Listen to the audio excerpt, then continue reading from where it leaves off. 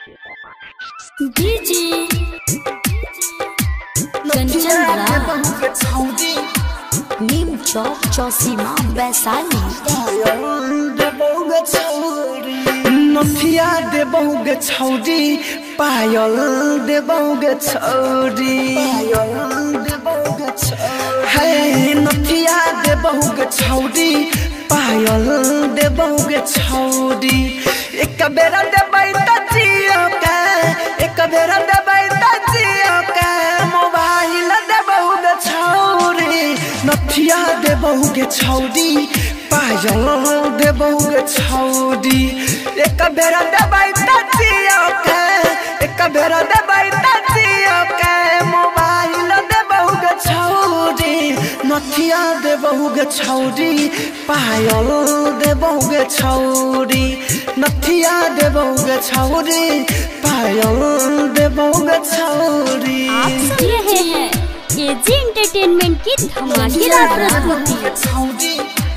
नीम चौक चौसीमा Vaishali. YouTube पर देखिए film नया नया सीखिए इल्म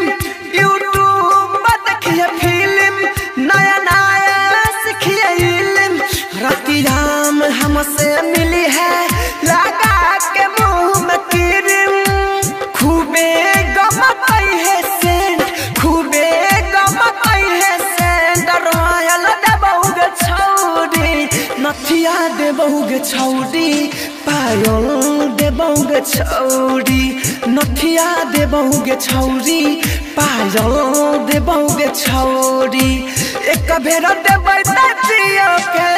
एक बेरा देबै त जियो के मोबाइल देबहुगे छौरी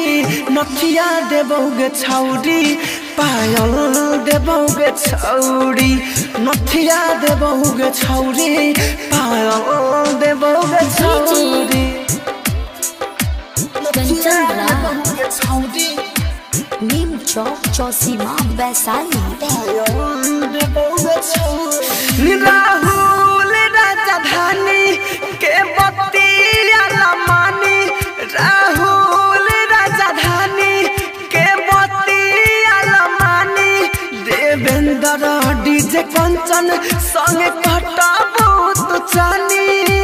माथा में लगावेला तेल माथा में लगावेला तेल डाबर देबहुगे छौरी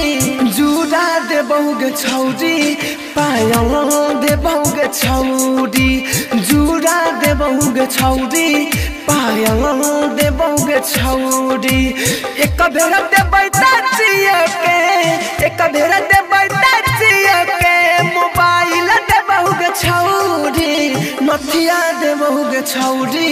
पायल देबहुगे छौरी नथिया देबहुगे छौरी पायल देबहुगे छौरी।